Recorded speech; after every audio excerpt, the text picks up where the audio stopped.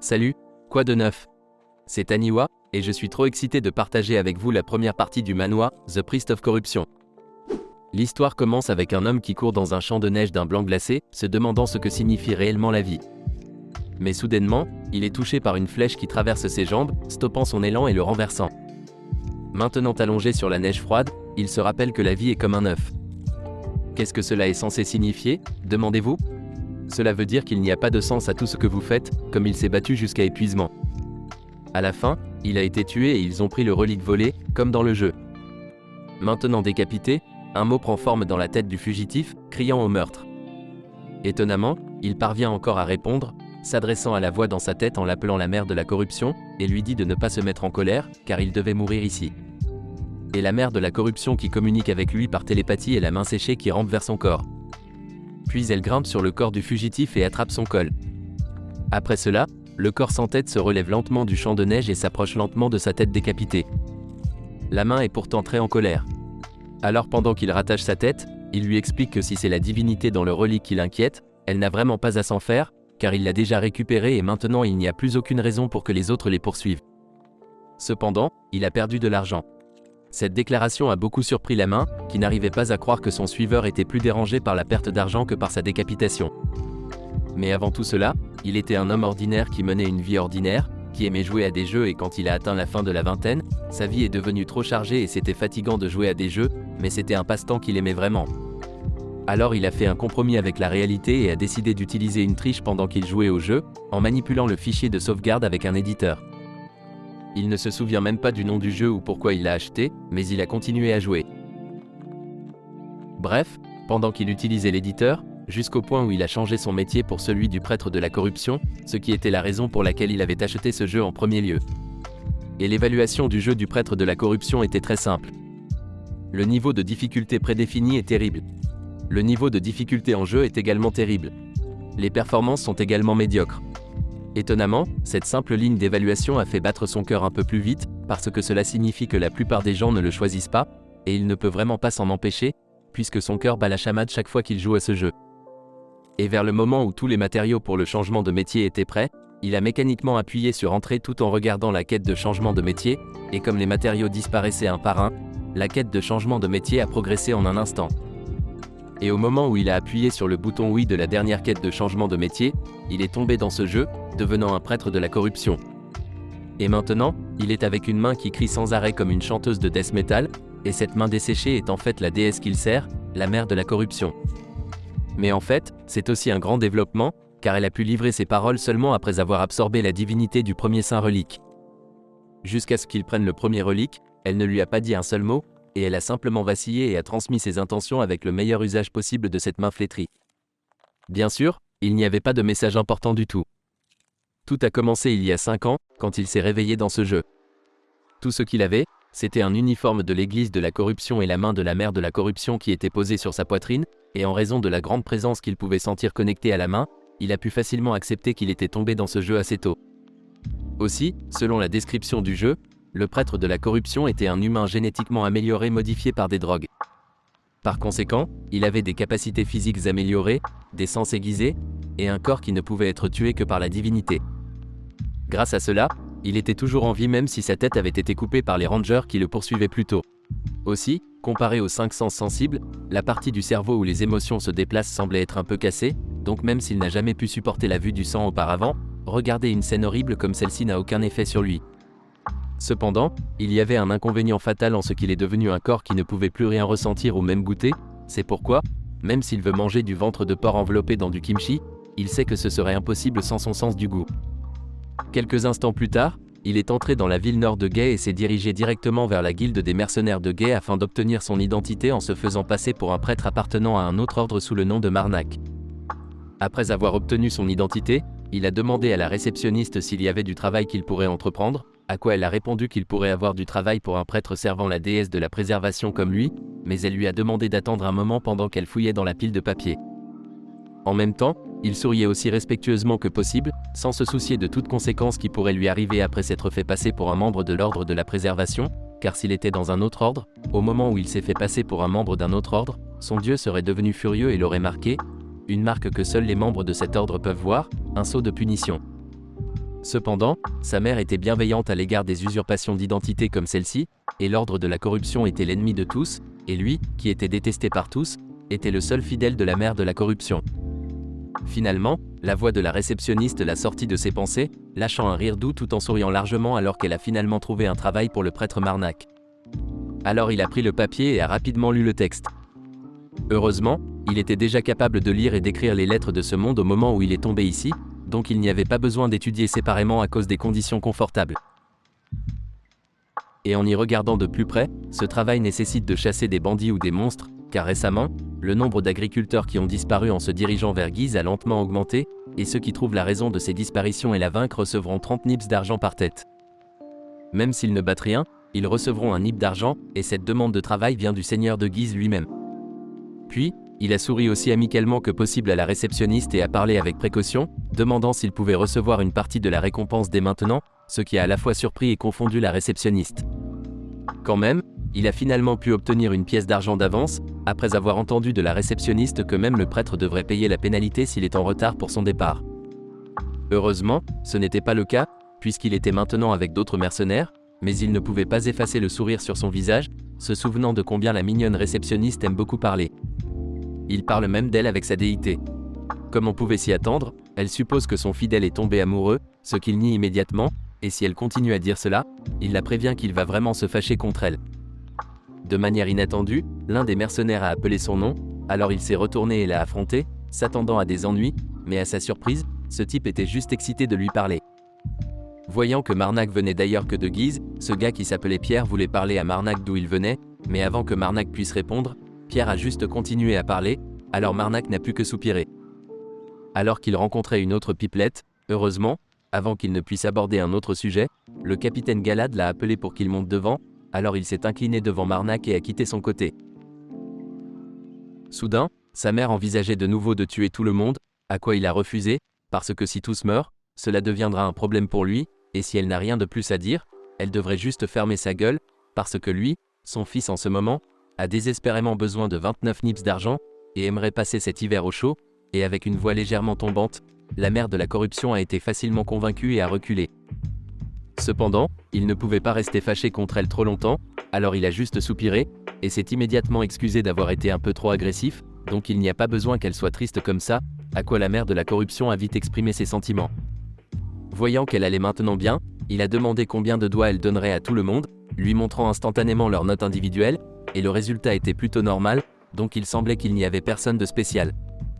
Et ce que signifiaient les doigts tendus de la mère de la corruption était très simple, et c'est, si tu devais les tuer et les envoyer à la mère de la corruption, ils seraient capables de recevoir de la divinité en fonction du nombre de doigts qu'ils étaient notés, et s'il parvient à collecter 10,000 divinités, il peut gagner une autorité. Aussi, grâce à ce système d'acquisition de la divinité, il a pu absorber la divinité d'une relique sainte, et il a gagné une autorité, et cela signifie aussi qu'il ne reste plus que 12 reliques à aller.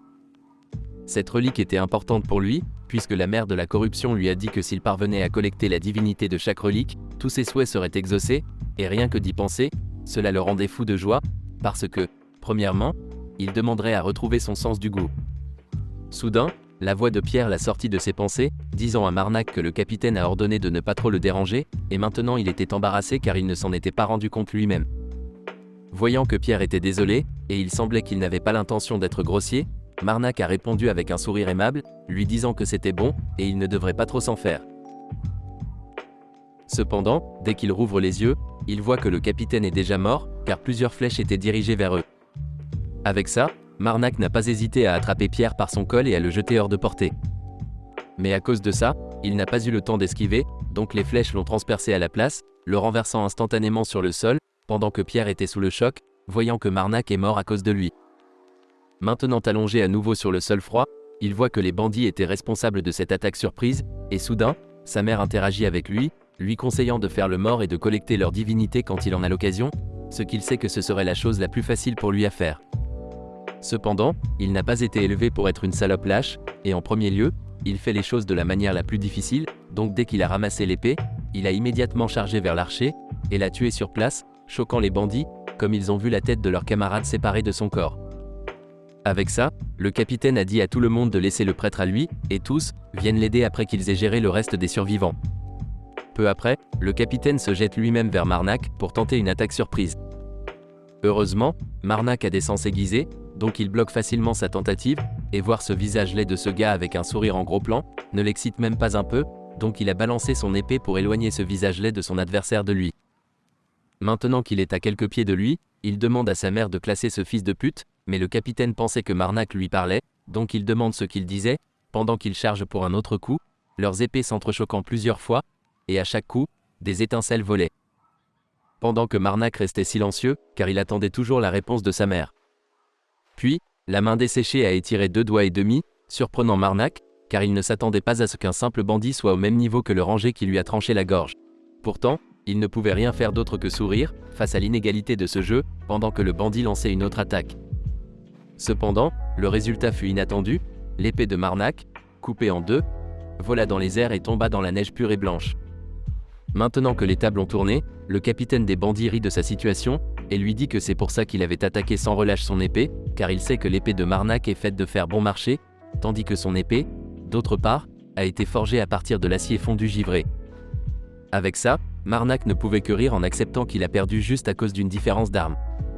Après ça, le bandit conclut qu'il n'y a rien de particulier à propos de ce prêtre, donc il décide de le laisser tranquille, puisqu'il prévoit que ce soit leur dernier boulot, et quitter la région de toute façon, donc il suggère qu'ils appellent ça des kits et partent pendant qu'ils sourient tous les deux.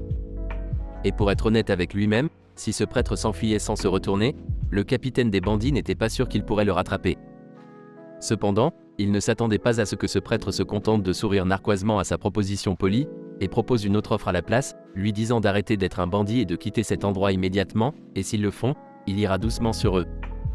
Mais, comme on pouvait s'y attendre, le capitaine des bandits n'était pas friand de la suggestion du prêtre. Il pensait même qu'il plaisantait en ce moment, donc il lui a demandé s'il était sérieux, et pense-t-il vraiment qu'il dirait juste d'accord et partirait, voyant que sa suggestion a confus le bandit. Marnak essaie de clarifier ce qu'il voulait dire, mais avant qu'il puisse même finir ses phrases, une flèche frappe la tête de Marnak avec un tel coup propre, et le bandit rit comme un garçon espiègle en regardant ses subordonnés, et leur dit en plaisantant qu'ils sont en retard.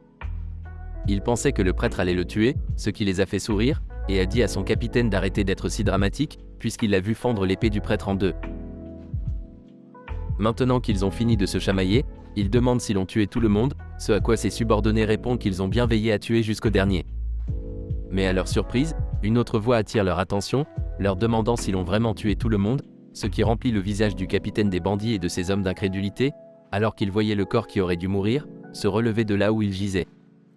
Voyant le choc pur se refléter sur leur visage, la curiosité de Marnak est à son comble, alors il pose une question au groupe, demandant si c'est leur première fois à voir une personne qui a survécu à un tir à la tête par une flèche, et avec une détermination résolue, Marnak saisit fermement la flèche en question et procède à la casser, utilisant cet acte comme un moyen d'affirmer sa domination, ce qui fut très efficace, car les visages des spectateurs devinrent encore plus engloutis de choc qu'avant. Néanmoins, malgré les tentatives précédentes de Marnak pour leur donner une opportunité de résolution, la situation avait escaladé à un point où un préjudice irréversible avait été infligé. En réponse à leur agression, Marnak a dégagé une aura glaciale qui a instantanément foutu la trouille au capitaine des bandits, et à ce moment-là, il est devenu indubitablement clair pour le capitaine que s'il choisissait de rester inactif et de laisser Marnak cuisiner, cela signifierait sans aucun doute leur perte. Alors sans hésitation, le capitaine des bandits a ordonné à ses hommes de tirer à mort sur ce prêtre, ce qui a été rapidement exécuté, avec les projectiles déchirant l'air, lacérant sans pitié la chair de Marnak et provoquant des arcs de sang cramoisis. Pourtant, Marnak ne bronche pas même un peu, alors qu'il continue à prier, appelant la mère de la corruption. Pendant ce temps, les bandits se retrouvent à court de flèches, leur cœur s'enfonce dans le désespoir alors qu'ils réalisent avec stupeur que Marnak était, en fait, un putain de monstre depuis le début. Reconnaissant le péril dans lequel ils se trouvaient, ils arrivent rapidement à la décision unanime de fuir cette entité terrifiante. Cependant, leurs espoirs d'une évasion réussie ont été rapidement anéantis lorsqu'ils ont découvert une barrière invisible et impénétrable obstruant leur chemin, les laissant pris au piège et dépourvus de tout moyen d'échapper à leur sort imminent. Et cela a été rendu possible grâce à une autorité sacrée accordée aux prêtres de la corruption, qu'ils doivent activer pour libérer leur formidable pouvoir, connu sous le nom de la ligne que les vivants ne peuvent pas franchir. Cette force mystique servait un double objectif, elle empêche les ennemis vivants de s'échapper et dissimule la divinité de la corruption, et c'est aussi pourquoi il aime beaucoup cette autorité. Simultanément, le capitaine des bandits a réalisé qu'il serait inutile de rester là à attendre que quelqu'un vienne les sauver. Alors il a rapidement commandé à ses hommes de dégainer leurs épées, les incitant à essayer de trancher cette barrière. Mais avant qu'il ne puisse prononcer un autre mot, une force inimaginable est descendue rapidement sur le capitaine des bandits, le broyant sans pitié en un instant. La soudaineté de cet événement a laissé ses camarades dans un état d'incrédulité totale, alors qu'ils ont vu que le responsable de cela était une entité qu'ils ne connaissaient pas, et il semblait qu'un être monstrueux avait matérialisé des profondeurs de leur cauchemar et était maintenant menaçant au-dessus d'eux, réduisant leur stature à celle d'insignifiantes fourmis. Au moment où l'entité monstrueuse a poussé un cri glaçant, les espoirs désespérés des bandits que tout cela ne soit qu'un simple cauchemar se sont brisés, et avec la barrière les empêchant de s'échapper, il ne leur restait que des larmes et des suppliques, espérant désespérément que quelqu'un vienne à leur secours. Dans un dernier effort, ils se sont même excusés auprès du prêtre et lui ont promis qu'ils abandonneraient pour toujours leur voie de bandits en échange du salut. Cependant, au lieu de miséricorde ou de réassurance, tout ce qu'ils ont rencontré, c'était un sourire glacial sur le visage du prêtre, et avec un sinistre hochement de tête d'approbation, le prêtre a permis au monstre de déchaîner sa colère sur eux, ne leur épargnant que leur tête de la torture imminente. Quelques instants plus tard, il a décidé de retourner enquêter sur le sort qui était tombé sur son équipe. Comme prévu, tout ce qu'il attendait, c'était des corps sans vie éparpillés sur la scène, et au milieu de cette découverte, la voix de sa mère lui parvenait, le pressant de recueillir l'essence de la divinité. Cependant, il a refusé, non pas parce qu'il était bon, mais parce que s'il recueillait la divinité de leur corps disparaîtrait, et s'il faisait ça, les membres de la guilde qui viendraient ici pour enquêter penseraient sûrement que quelque chose cloche. Soudain, un bruit d'agonie a percé l'air, captant immédiatement son attention. À sa grande surprise, c'était Pierre, luttant pour respirer et dans un état critique. Mais malgré la gravité de la situation, Marnac, en tant que prêtre, sait que ce ne serait pas impossible de sauver ce gars. Alors, il décide de conclure cette affaire et de faire de son mieux pour sauver Pierre, car il est sûr que cela sera bénéfique pour sa réputation. Pour cela, il emprunte de nouveau le pouvoir de sa mère, afin d'arrêter la progression des blessures de Pierre. Pendant ce temps, dans un endroit éloigné, une femme serrait contre elle la précieuse relique qu'ils avaient réussi à récupérer des mains d'un voleur. Elle a ensuite demandé quel avait été le sort de l'individu qui avait osé la voler. En réponse, l'homme a relaté que le voleur avait été décapité sur le champ. Malheureusement, en raison de ressources limitées, ils n'ont pas pu récupérer autre chose et ont dû rentrer avec seulement la relique. Alors que l'homme terminait son rapport, il a perçu une sensation de malaise émanant de la femme. Inquiet, il l'a interpellée, attendant patiemment sa réponse. Mais à sa grande surprise, la dame lui a brusquement ordonné de rentrer, et à partir de maintenant, elle pense entreprendre un pèlerinage, pris de court par sa décision soudaine. Il n'a pas pu s'empêcher de demander si c'était à cause de la prophétie, à quoi elle confirme, et aussi il y a quelqu'un qu'elle devait rencontrer, et elle était déterminée à ce point. Même si la prophétie leur a été révélée il y a 10 ans, ces mots résonnaient profondément en elle, car la prophétie servait de rappel constant que la fin imminente portera le masque de la vie, et viendra s'abattre sur le monde. Pendant ce temps, Marnac est finalement arrivé à la porte principale de Giza, et les gardes qui ont remarqué sa présence se sont précipités pour l'aider à s'occuper du corps qu'il portait. Après avoir soigneusement confié Pierre à eux, la charmante réceptionniste était aussi là pour l'accueillir, lui informant qu'il peut désormais repartir, puisqu'elle avait déjà reçu l'autorisation des gardes. En entrant dans la ville, la réceptionniste rousse a exprimé sa surprise, avouant que sur l'apparence de Marnac seulement, elle n'aurait jamais deviné qu'il possédait une telle force, ce qui a fait rougir Marnac en réponse à ses gentils mots. Alors qu'il ressentait une certaine validation, la réceptionniste a ensuite changé de sujet, abordant les têtes que Marnac tenait dans ses mains, notant qu'elles semblaient être à l'origine de leurs problèmes, donc plutôt que de les trimballer, elle pense que ce serait mieux si leur guilde s'en occupait pour le moment. Ce avec quoi Marnac était tout à fait d'accord, alors sans hésitation, il a volontiers remis les têtes qu'il tenait. Maintenant que c'était réglé, elle a demandé s'il avait un endroit pour dormir, parce que s'il n'avait pas d'endroit où rester, et si ça ne le dérangeait pas, il était plus que bienvenu à dormir chez elle, utilisant complètement ce riz interdit, capturant le cœur d'un prêtre, tandis que la mère de la corruption, d'autre part, n'était pas trop heureuse de voir une telle démonstration de gaudriole, puisqu'elle pensait assassiner cette fille sur le champ. J'aime beaucoup cette série et j'ai hâte de continuer à la lire. J'ai donc décidé d'aller de l'avant et de faire une partie 2. Merci d'avoir regardé cette vidéo. N'oubliez pas de laisser un j'aime et de vous abonner si vous avez aimé et d'activer la cloche de notification pour ne jamais manquer une nouvelle vidéo d'Aniwa. À la prochaine fois les gars, prenez soin de vous.